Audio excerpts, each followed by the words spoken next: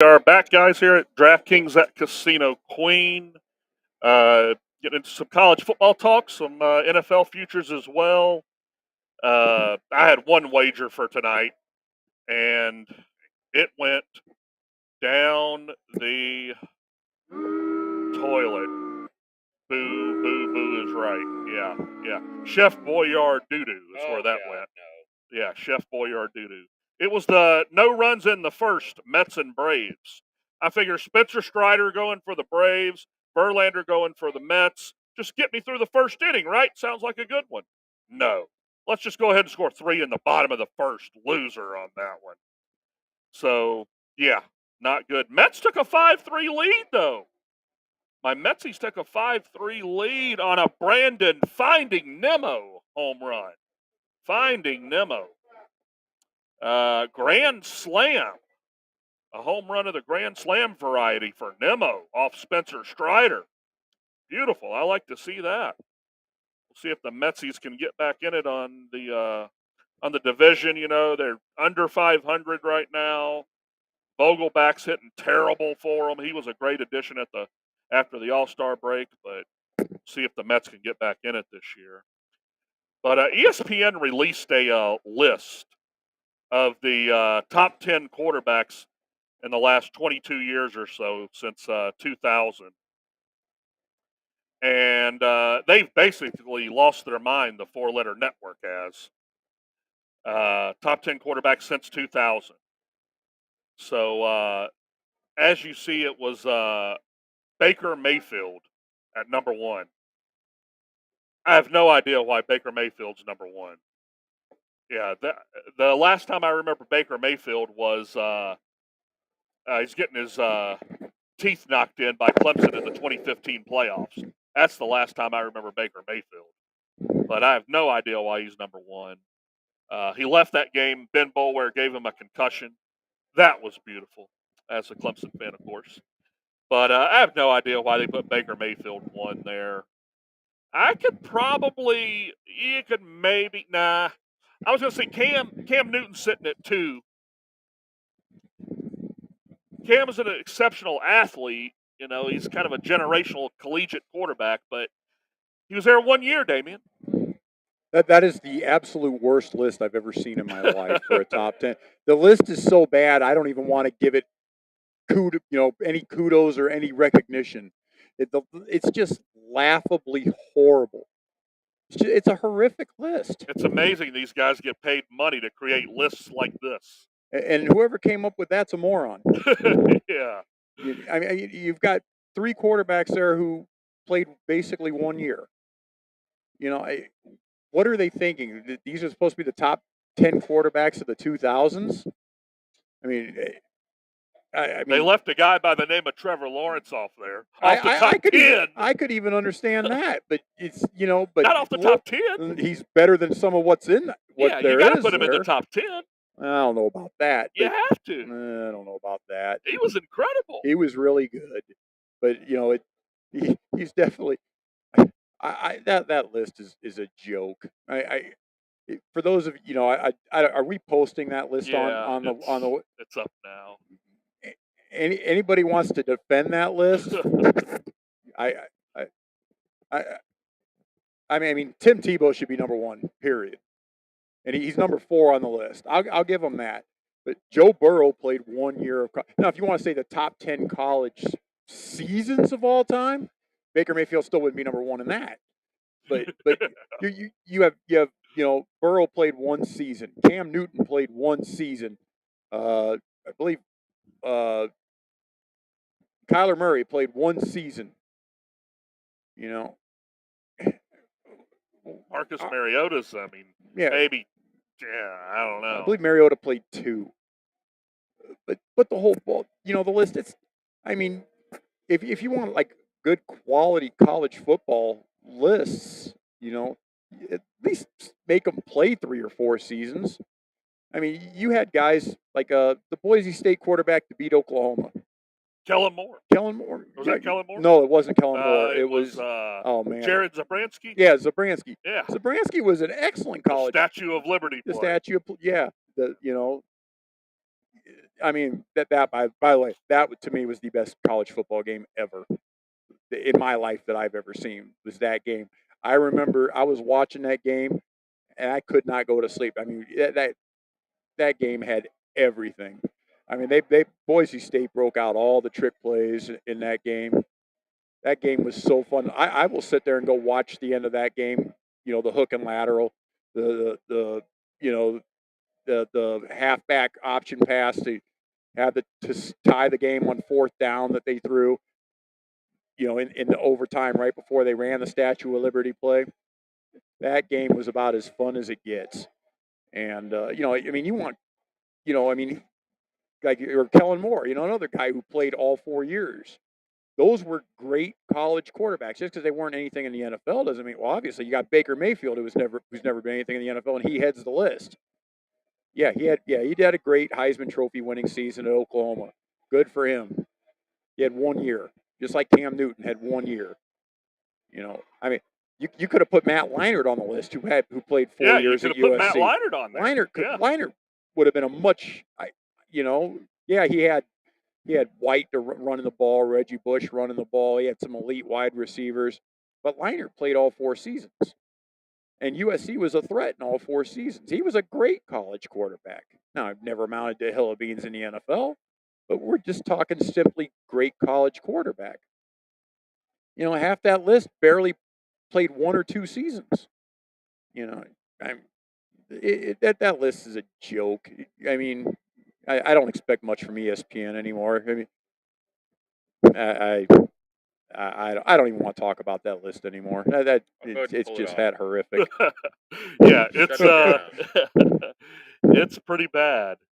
It is. And now I'm thinking about it, Clemson John's right. Trevor Lawrence should have been on that list of top 10 quarterbacks since 2000. 29-0 to start his career. 30-3 against Notre Dame, 44-16 against Bama. The greatest defense Nick Saban ever had. That's all I had to listen to for a week. He won a national title. He got to the Final Four 3 times. I mean, you've got to give.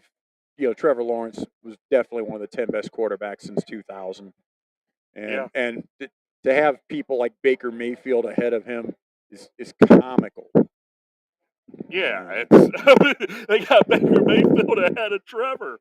They had Baker Mayfield number 1. Any list with Baker Mayfield at number 1, other than maybe biggest bust number 1 draft pick in the last 10 years. Let's see, Jamarcus. Yeah, he'd still be in the last 10 years. Yeah. Any list where Baker Mayfield's not the number 1 bust in the last 10 years at quarter, you know, for number 1 pick, that should be the only list Baker Mayfield leads. Yeah. Where he's number 1. Yeah, the Boise State game was a good one. The USC Texas game was another incredible game. You know, I mean, there's been some. The Alabama pick six. That was another phenomenal game. You know, and these are I'm just talking the Alabama Georgia game that went into overtime where Alabama came back from 20-0 and ended up winning the game 26-23. Yeah, I remember that game cost me a lot of money because I bet Georgia in the under, and that game going into overtime beat me. but you know, I mean, there've been some excellent college football games. Clemson's 2016 championship with hitting Hunter Renfrow in the corner. Yep, that was a great game. You know, I might have shed a happy tear that night. Yeah, Bryce Young not being on that list is kind of an embarrassment. By the way, I'm just sitting there thinking, yeah, Bryce Young. How he's not on that list when some of those other clowns are on the list is beyond me. But whatever, that's, you know, I don't expect much from ESPN anymore. You know, they've gotten rid of all their quality employees and they've hired a bunch of people that shouldn't be hired. They could pay them real cheap, and there's lack of sports knowledge, and the fact that they put them on TV with their lack of sports knowledge and have them write articles like that. Oh my God. Yeah, that's pretty incredible that they got a list with Baker Mayfield at number 1. I'm going to put up a list. That is sad. There's about 5 people on that list that you could make that sound for. You know. Yeah, that is pretty sad. What's up next? This put up this list I just posted here. some futures for this year. National championship futures. Georgia, the prohibited favorite. Of course, they're going to go try to do something that is unheard of. Win 3 in a row. They're replacing some significant losses on that roster. And they lost their quarterback, lost the running back, lost like 6 defensive starters to the NFL. I think 3 of them went in the first round. They're really, Alabama didn't suffer the losses that Georgia did. Yeah, and Georgia at the top, Alabama next. Bama don't have a quarterback, Damian. They're relying on Tyler Bucknell. Yeah. A lot of people are going to say, "Who's Tyler Bucknell?" I'm actually one of them. I have not really done that much research in college football yet. I figured I'd kind of save that for the 2 weeks while we're off in July, where I can kind of take a look at.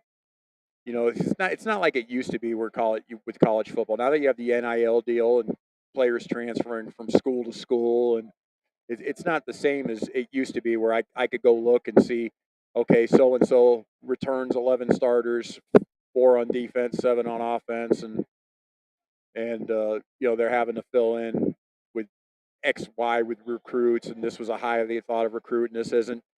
Now you have to actually go and look and see, who's transferring into these programs. Were they elite players at their school?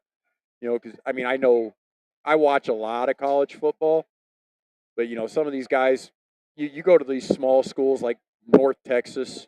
Yeah, their college football team's really bad, but they may have a couple of guys that are that were all conference, first or second teams that all of a sudden end up at LSU that I don't know anything about. And I'll take the time to look this up during our 2-week break in July. So when we come back in the end of July and beginning of August, I'll be able to have a lot better read on how good some of these college teams potentially could be, and some whether they have some value of potentially winning a title or not. Well, you know who is Alabama's new offensive coordinator? Did you hear that yet? No. Tommy Rees, the old Notre Dame quarterback. Notre Dame. Oh. He was Notre Dame's offensive coordinator. So Nick Saban went up there and got him when he got rid of Bill O'Brien, of course. And Tommy Rees went and got Tyler Bucknell, which Tyler Bucknell was pulled as a starter last year. He played 3 games, Damian. He started the season against Ohio State. He played Marshall, and he ended the year against South Carolina. Well, I remember they lost those first 2 games. The Marshall game was just a huge upset.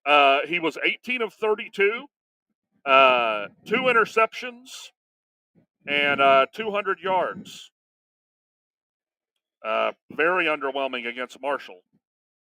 Yeah, I look at threw 3 interceptions in the bowl game against South Carolina too.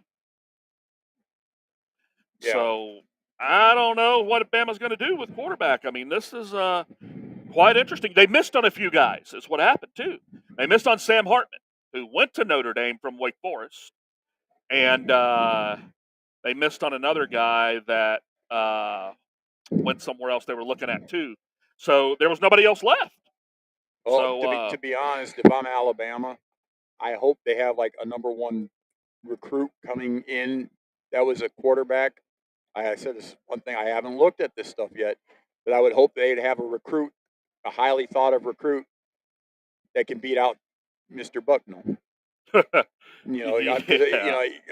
I said, he played 3, They do, to answer your question. Yeah. 5-star quarterback Julian Sayin. Okay. Yeah, they have to, because I'm sure that you don't want to turn the reins over to this guy. He wasn't good last year. He lost he lost the 2 games to Ohio State and the Marshall. The Marshall game was a home game, so it's not like you can say, oh, he had to go on the road in a tough environment. No, now Marshall was a pretty decent team last year. I believe they won 9 or 10 games last year. I think they even won the Conference USA title. But still, you're Notre Dame at home. and Yeah, you don't lose to Marshall. your quarterback goes 17 for 31, throws for 201 yards, no touchdowns, and 2 picks at home. Yeah. Now, and then like I said, and then he plays South Carolina.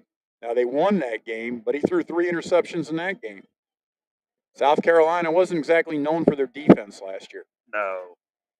So I mean, you already have to seriously question what this guy's decision-making process was Yeah, already. that's going to be one of the lead storylines to start the year is Alabama's quarterback situation, of course. I think Alabama actually plays somebody good to open the season too. I want to say they play like Florida State or something. No, Florida State plays LSU. Oh, that's right. Florida State does play LSU. I think they play Texas week 2. I think is what Bama's doing. Yeah, they open with there you go. Cupcake, Middle Tennessee, and then Texas plays Alabama. Texas goes to Alabama. No, at least that'll be a home game for. Yep. I have a strong inkling you're going to see that 5-star prospect will be the starting quarterback for Alabama. I'm just saying. No. This is 24 class. Oh, 24. That's next year's class for Julian Sayin. Oh, okay. They've got nobody but Tyler Bucknell, and yeah, they got some guy Jalen Milroe behind him, but he's more of an athletic quarterback that has little to no arm strength that we're used to seeing from an Alabama quarterback lately. If that's the case, I would not be on a Alabama to win. Yeah, as you see on the screen, they're 6-1 right now. I mean, yes, Alabama still has elite players at every other position. You know, their offensive line's going to be very strong this year, a lot stronger than it was last year, actually. You know, but I mean, you may want to take a shot on an LSU returning almost their whole roster. Yeah, I'm not big on Jalen Daniels. You're not big on Jalen Daniels. I like Jalen Daniels. I mean, I think Brian Kelly's the right guy. As awkward as a fit as that is, Brian Kelly in the South, I think he's the right guy. Jalen Daniels will be a top 15 pick in the NFL this year, next season. I don't know. He will be. He will be. He's probably the second or third best quarterback in this class coming out, with Caleb Williams obviously being the clear-cut number 1 quarterback. I think he's too inconsistent. Well, Jalen Daniels he can actually throw the football. He's got his decision making is kind of his issues. And if that can get cleaned up, and Daniels played well. He played much better as the season went on last year for LSU. LSU played very well coming down the stretch last year, and Daniels was a big reason why. He improved tremendously as the season went on, and I have a feeling, like I said, if you're looking at a long shot, I'd feel much more comfortable betting on Jalen Daniels than betting on the kid that Alabama's got. And like I said, LSU returns a lot of starters.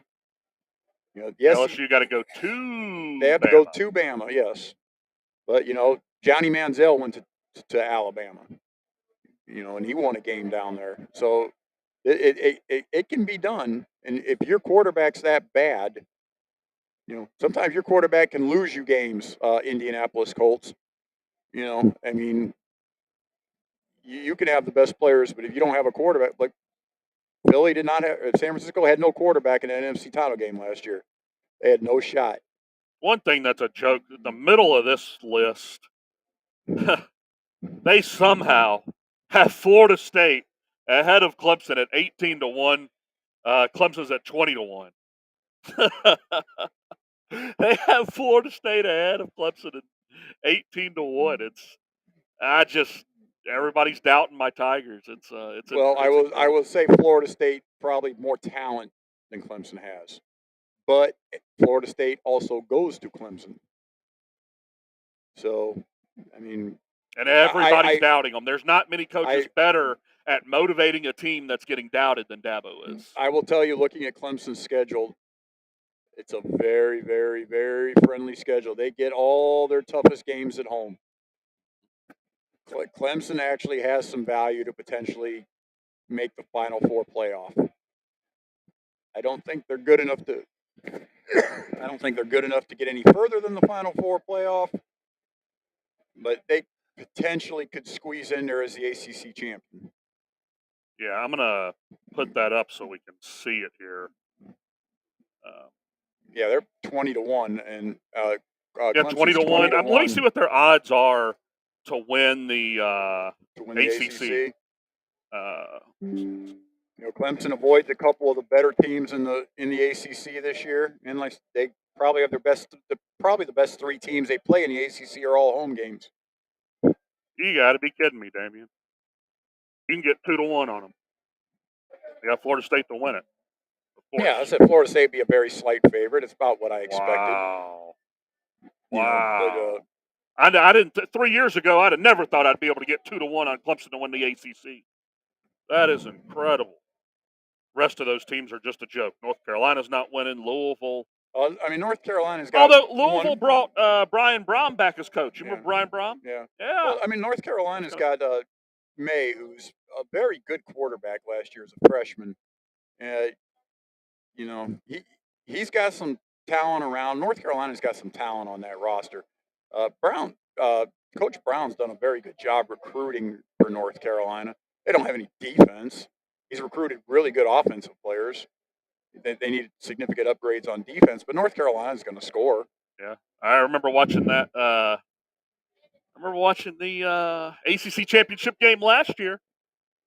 North Carolina jumped out to a 7-0 lead, and Dabo said, "All right, we had a 3-and-out with DJ. We're done. Bring in Cade." And then the final score was, I think, 38-7. So they ran off 38 in a row. Like I said, the smartest thing Dabo did was finally say, "All right, DJ, you're not good." Yeah. It only took him. It cost us a shot at the playoff. It only took him 3 years to realize it.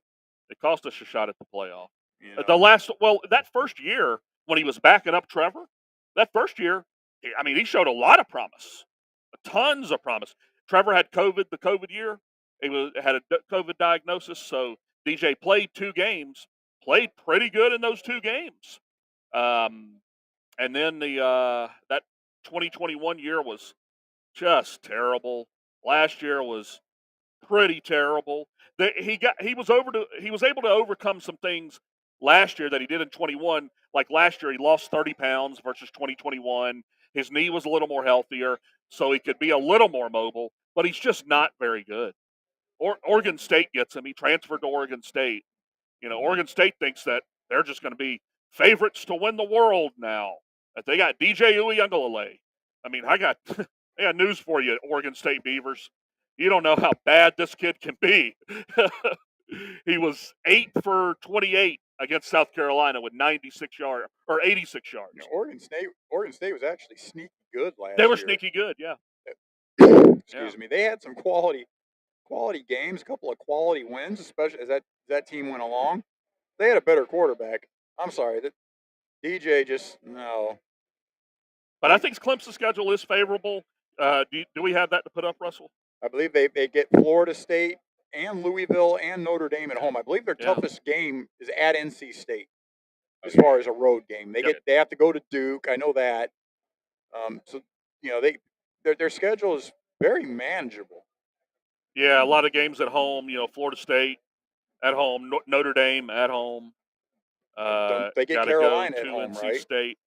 I believe. I don't remember if the Carolina is a home game or a road game. That's the other. Let me look here. Decent team on their schedule. I think potentially they don't play them every year because they used to be in the Coastal, which there's no more divisions. Yeah, it's just the top 2 teams. Clemson's got a home game with North Carolina. Yeah. Like I said, they have home. The best teams on their schedule are North Carolina, Notre Dame, Florida State.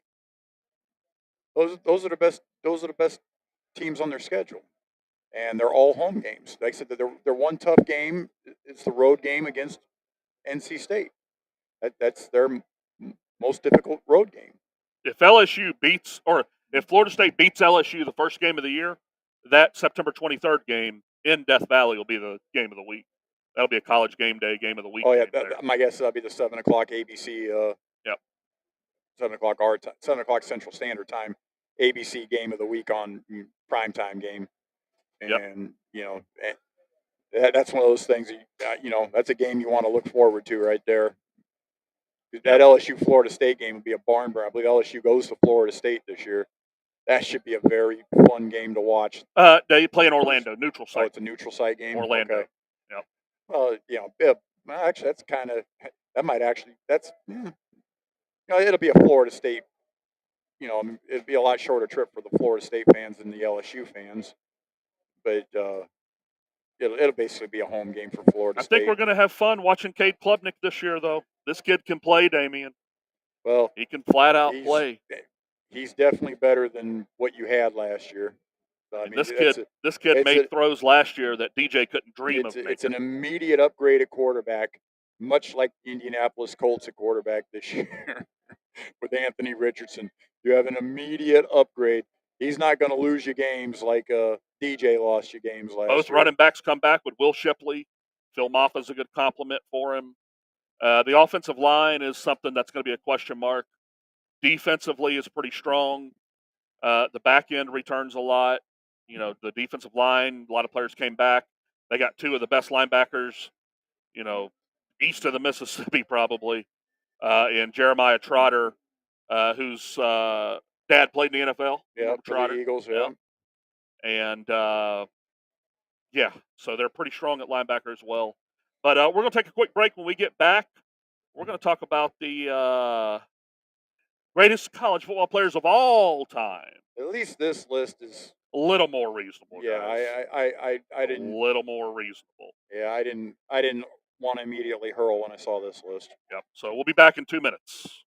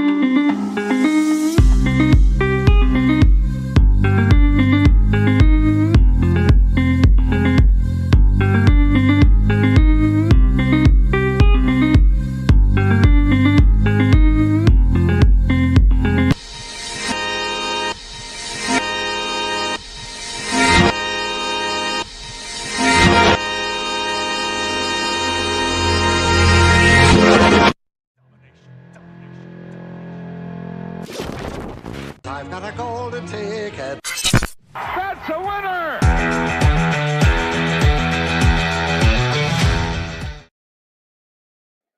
And we are back here at DraftKings at Casino Queen. And guys, if you're listening to us, like and subscribe. That's how we, help us out. That's how we keep this stuff free. Keep guys like this guy around, Russell Sides. So he's the straw that stirs the drink, as I say. Thank God we have him. We couldn't put on the show without him. Yeah. But he's the unsung key member of the team. Yeah, for sure. He's like the MVP that you never see. Yeah, the man behind the curtain. But one thing I wanted to get into another list. Bleacher Report. Okay, which that this is a little better than ESPN. The four-letter network has gone bonkers, so we'll get away from them and go to a Bleacher Report list. Yeah, this is a top 30 greatest players of all time. So this is going to go back to the beginning of the sport. But number one, I mean, it's hard to argue with the number one up there. Herschel was incredible, Damian. He was my favorite player growing up. I actually had the privilege of getting to meet him once. Oh, Really, really when nice was that? guy. I was a chauffeur for a while, and I picked him up at the Four Seasons, and I dropped him off at the airport. Oh, wow. And Wow. just a real, he was here for. He has something to do with one of the MMA Oh, okay. organizations. When was that? 10 years ago or so? A little less than that. A little less than probably, that. Okay. Like, 2016 maybe. Wow. About 7 years ago. Wow. Yeah, he has something to do with one of the MMA organizations. He was like an investor or something. He was here for the fights and just a really, really nice guy. He was the first poster I ever had up, in my room as far, with athletes. I was just such a big Herschel Walker fan, and meeting him was incredibly like the coolest thing for me because I just idolized him when I was younger. And I was very young when he was in college playing, in the early '80s. But man, that guy he was incredible. Loved him. Yeah. One of the other guy I never met, but my favorite player of all time is number 5 on the list, Barry Sanders. Yeah. Barry was electric to watch, of course. Different running back than Herschel. Oh, Herschel could absolutely. run people over. He scored so Clemson's first national championship was 1981. Georgia won it in 1980. Yep. So that 81 Clemson team started the year unranked, beat Nebraska, won the national title 12-0, of course. But Herschel scored a touchdown in every game in 1981 except the game at Clemson. They had a very good defensive line with Refrigerator Perry and Michael Dean Perry. So that was Herschel and Refrigerator Perry running into each other all game. That had to be a fun game, of course. But yeah, Herschel was great. There's the famous call with Herschel of running over the Tennessee player where Larry Munson says, "My God, a freshman, just a freshman." And he was a great announcer, Larry Munson was, of course. But yeah, Herschel number 1 on the list. Archie Griffin, okay, number 2. Two-time Heisman Trophy winner. Nothing wrong with that. Tommy Frazier, number 3. Okay. Very good quarterback for Nebraska. Ran the option.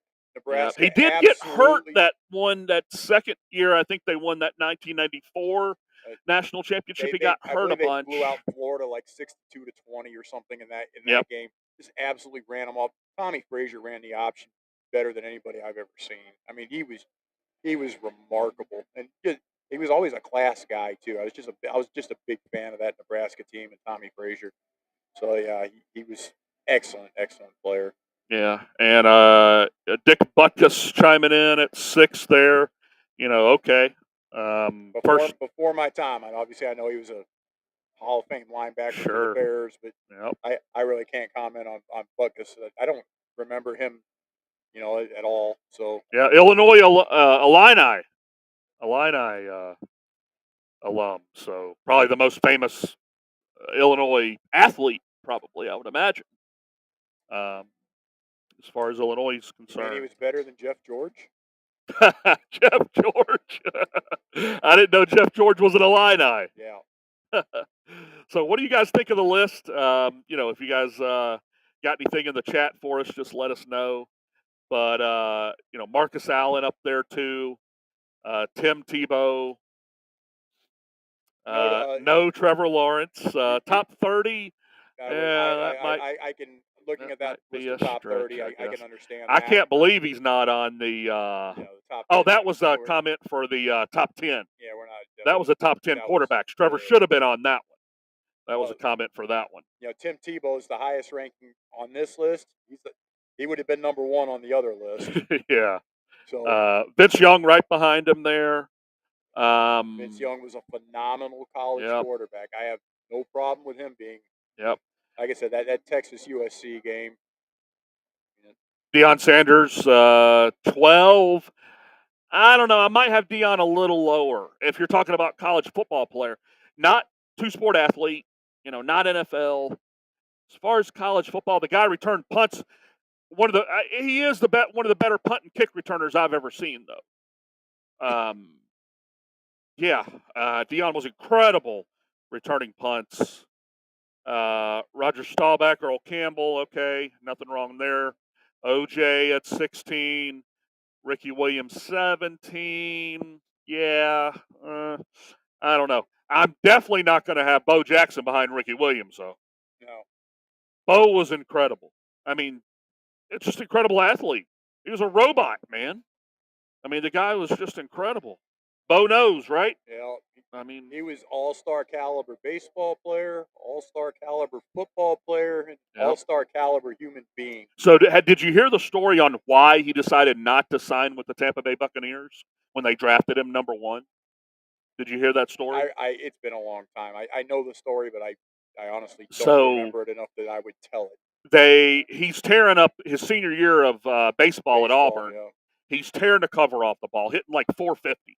His batting average is like 450, and he's killing it. They're in the middle of a College World Series run, I would imagine. Tampa Bay calls him and says, "We're going to send you down for a because we're going to pick you number 1 in the draft in 2 months or so. So we're going to send a private jet and fly you down to Tampa. We've checked with the NCAA, and the NCAA said it's okay." So he's like, "Oh, okay." Tampa Bay checked with it. They said it's okay, so I'm going to go. He gets back from the trip from Tampa. The baseball coach calls him in and says, they never checked with the NCAA. The NCAA's declared you ineligible for all sports going forward for taking that trip on the private jet. Well, the NFL draft, like I said, that takes place in the end of April, early May. So that would have been before any College World Series. So that would have. Yeah, that would have been in that probably early March, something like that. So yeah. But yeah, he gets back and wow. the baseball coach says they didn't check. You're ineligible. So he gets pissed off at the Buccaneers and said, "You can draft me number 1 if you want. I'll never play a down for you." So he goes and plays Double-A baseball for practically no money in the Kansas City Royals organization. So the baseball draft, the Royal scout that drafted him, they drafted him in like the 20, anywhere from he was like 10th to the 20th round or something. He was not an early draft pick. He was a late round draft pick. Everybody assumed he was going to play football, right? So the Royals guy that drafted him said, "Well, I'm going to take a shot at him at round 17 or something. I don't think it's going to cost me my job if I, get the round 17 pick wrong." So you used to have 50, 60 rounds in the right. In the so MLB I'm going to draft literally back in the 80s. I'm going to draft Bo Jackson, is what he said, and then he turns down the Buccaneers and goes and plays Double-A baseball. So that's the story behind Bo and why he didn't play football in the beginning. The Buccaneers pissed him off, and he never played it down for him. He was a very prideful individual. Yeah, I said, I wasn't kidding when I said he was just a grade A human being. Speaking of being very prideful, that's why he didn't play for Alabama, because one of the Alabama recruits came in and insulted him and basically made fun of him for making a visit to Auburn, and he didn't like it. So he went and played at Auburn, and they beat Alabama that year, his last year there, 4th and goal at the 1-yard line. They sent Bo over the top, and they couldn't stop him. So I'd have Bo Jackson ahead of Deion probably. I'd have Bo around, anywhere from 8th to 12th. That's the only thing I can see kind of out of range is the Bo Jackson pick. Orlando Pace, probably the better offensive lineman in our lifetime. Yeah. I mean, Orlando Pace was incredible. And right behind him is Dave Remington, who's incredibly good Dave center Remington for Nebraska. Yep, he was on that 81 Nebraska team that Clemson beat in the national championship team. Dave Remington. Randy Moss coming in at 23. See, I think that he had a kind of a up and down college career, I guess. Checkered college career. Yep. He went to Florida State. Basically, got thrown out of Florida State. He went to Marshall. He had a couple of nice seasons at Marshall. Who was Chad Pennington? Yep. Yeah, Pennington. Yeah. Yep. He had a couple of nice seasons at Marshall. I don't think he belongs on the list for what he did in college. I don't think he was. Remember Randy Moss went like 22nd in the NFL draft. It's not like he was a can't miss prospect. He had, like I said, he was a good college wide receiver. You could see the potential in him, but he wasn't a elite college level wide receiver that people were just couldn't wait to see get to the NFL. He wasn't like this Marvin Harrison Jr. who's probably he'll be a 2nd or 3rd pick next year in the NFL draft when he comes out. he's that good. Or Jamar Chase. He wasn't what Jamar Chase was down in LSU when he came out. I think I'd have Jamar Chase ranked ahead of Randy Moss just for simply college. Yeah, I'm just saying Randy Moss does not belong on this list. yeah. They've got him ahead of Ron Dane. Ron Dane was a great college running back. Yeah. But he had a great offensive line, and Wisconsin just ran him and ran him and ran him. A very, very short NFL career. He didn't have, he couldn't, he could run through the arm tackles in college, and he could get by people in college, just running through them and running behind that offensive line. Where did he go in the NFL? New York Giants. Giants, that's right. Yeah. But he was nice. He didn't have the elusiveness or the speed. He couldn't catch the ball out of the backfield. Wasn't a great blocker. I mean, he was a good running back, but that's all he was. And when you step up from that level to the elite level of the NFL, you've got to have something special. He didn't. But as a college football player, he was excellent. Yeah.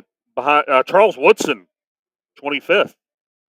Now, Charles Woodson could be higher on this list. Yeah, I thought so too. I mean, winning a Heisman Trophy, excellent return man, excellent cover corner. I mean, remember him striking the Heisman pose. When he returned to punt, struck the Heisman pose when he won that game.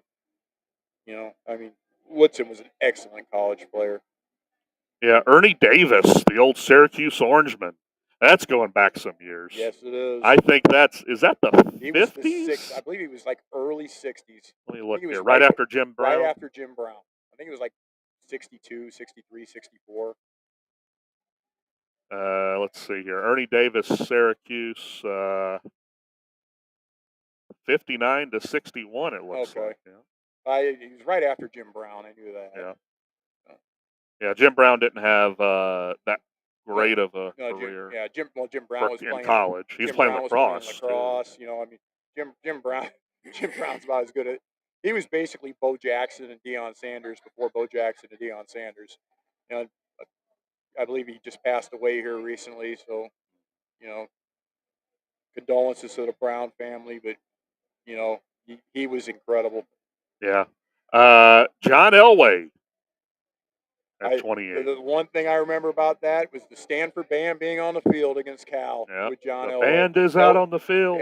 Elway leads him to a touchdown drive to put him ahead with it was like 6 or 7 seconds left, and Stanford was ahead, and the Stanford marching band comes on the field. For those of you young enough, never seen this, you got to go to YouTube and watch it. It's one of the most comical things you'll ever see. Yeah. But literally, the Stanford marching band's marching on the field, celebrating, thinking they're going to a bowl game because it was supposed to make Stanford 6-5. Elway was Andrew Luck before Andrew Luck, or going into this year, he's Caleb Williams. Everybody knew Elway was going to be the number one pick, and Stanford was not a very good team. And Elway leads them on this drive against Cal to take the lead late. Band comes on the field, and Cal proceeds to have like 15 laterals and scores a touchdown running through the band to score the touchdown as time had already expired, and the band's still marching on the field. They have no idea that they had lost the game. It's one of the most comical things you'll ever see if you sit there and watch it. Yeah. Colt McCoy checking in at 29. Another excellent college football player. He wasn't good enough to really be an elite NFL player. Kind of like a little bit better version of Tim Tebow from the NFL perspective. He could run the ball. He could direct an offense. He threw the ball. He still does throw the ball better than Tebow ever did. I believe McCoy, he might end up being the starting quarterback for Arizona going into the year with Kyler Murray being injured. But Colt McCoy's played in the NFL for 12 or 13 years. Where's Chris Winkie on that list? He was a great college quarterback. He was 28 years old, but nonetheless. Well, he had Peter Work to throw the ball to. He had played baseball for like 5 years before he joined the college, and I think he had a short NFL career. Yeah. But yeah, we were just like I said, this list is this list is considerably better than the four-letter networks list. Who I would like to use another four-letter word to describe it. Yeah, So the four-letter network. Yep, they've I don't know, they've gotten rid of a lot of talent, like you said, over the years, and I don't know, maybe losing touch with a lot of their base. So there was a shirt that I seen about 15 years ago that said it was an ESPN shirt. They sold it on their site. It said if it wasn't for sports, we'd have to talk politics. yeah, now now they can't even talk sports. Yeah, now they're They're not more talking concerned sports. about everything other than sports. Exactly. You know, So I will tell you, that was 15 years yeah, ago. I could stomach it 15 years ago. I do Yeah, not watch. I it's don't rough. I watch. can't watch none of the morning stuff anymore. I don't watch ESPN at all unless it's a game. Yep, I'm, It's I'm the got to same. be a game. I used to love PTI when I was younger. Yeah, I could probably still sit through that because at least that one doesn't get too aggravating for me to listen to. But yep, other than that, I can't. I don't watch anything on that show on that network anymore. I can't. I just can't stand to. yep. Well, you kind of put your money where your mouth is on some NFL futures, didn't you? I did. I warned y'all. If I'm sitting, I'm not sitting here telling you they're going to win the division. Some of these teams that I posted. I'm not saying they're going to Yeah, we win go the put division. those up. I'm saying the value is there. There's excellent value. There's excellent value in Denver at plus 550. They should, in my opinion, Kansas City's the favorite. They should be. But Denver at plus 550 is an outrageous number. Jacksonville was Yep. plus 700 last year going into the season. Now I'm not sitting here telling you I bet Jacksonville to win the division last year. I did. I did have 3 division bets. I had Minnesota, which was plus 280 to win their division, and they did. I had New Orleans, which was plus 260 to win their division. They lost by 1 game. So the first one we've got Denver to win the West. That's it's the values plus 550. That's what I That mean. would shock the world. It though. would, but the value is there. That they'll win that division more than 1 out of 6 times. Yeah. And then It Falcons was minus 2.5 the first game of the year against that the was the first game, Panthers. but the other one I bet the other division one I had was Indianapolis at plus 500. Yeah, we have that one too. Yeah, those I told you all that. I told you I thought the value on those 2 teams was excellent value. Remember, last year Indianapolis' season win total was 10.5. This one. They were the favorite to win their division last year. That talent's not all gone. And if they strike gold with Anthony And if Richardson, they strike gold with Jacksonville. they are 5-1, like you said. Yeah, the value is. What I'm saying, Indianapolis going to win? No, but I think Indianapolis can would win the division 1 out of 2.5, 1 out of 3 times. The value is there. I'm looking for value when I'm making these picks. I don't want like I said when I made the Giants season total under 8.5. I saw their schedule. I saw the value in the under. I went ahead and immediately bet the under on the Giants under. Now it's Now 7.5. it's 7.5. Yeah. I'm not. If it drops to maybe 7, I may actually try to middle that. Or 7 and 8, and I win. Yeah, And it's you push. Yeah, 7 I push. Yeah. I would push and win. It's 7.5. It's under juice right now. It could get down to 7. It's possible. I mean, I'm not. And if that might not be a bad play at all, because if they somehow get lucky and win that 9th game, you lose 1 and you win the 7th. Yeah. So you don't lose anything. Exactly. If basically you're giving me 2 numbers to middle on, Yep. I'm going to take a shot. Absolutely. On an NFL schedule. Now, granted, I think the Giants are a 5 or 6 win team, but if it gets down to 7 and I can get 7, I'm going to take it. Yeah. 'Cause I loaded up on the Giants under when it came out. So I just said this is something where you look for value on teams, and Denver's a great value. Yeah. And then that last one we've got here. What was the last 2? I bet Indianapolis week 1, which I said I would do it. I bet Indianapolis week 1 against Jacksonville, getting the 3.5 at home.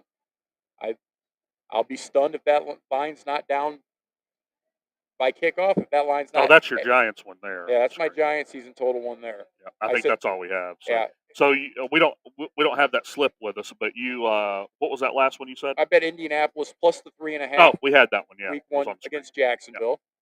and I'll be stunned if that line is it. My guess is it'll be 3 at most, and maybe less than that by the time that game goes off. So some Colts and Broncos futures, huh? And then obviously I had the Atlanta First game. winning first game. Yeah. And I remember I told y'all I was. Did you look at their futures at all? Yeah, well, I said I was looking at playing Atlanta over when it was 7.5. And when it was 7.5, yeah, what is it now? 8.5. I wish I would have. I couldn't bring myself to do it. Yeah, they're one injury away from winning 5 games. Well, the problem with Atlanta is I said, I think they'd be better with Taylor Heineke at quarterback. I'm just not a big Desmond Ritter fan. And let's say Bijan goes down or something happens to him.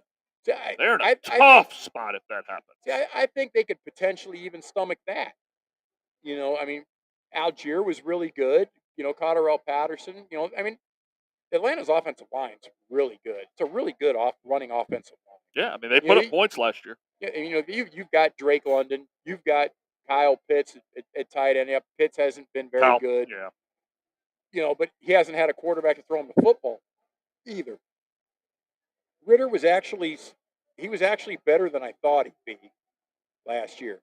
And Atlanta threw for like the fewest yards in the NFL in like the last 20 years last season.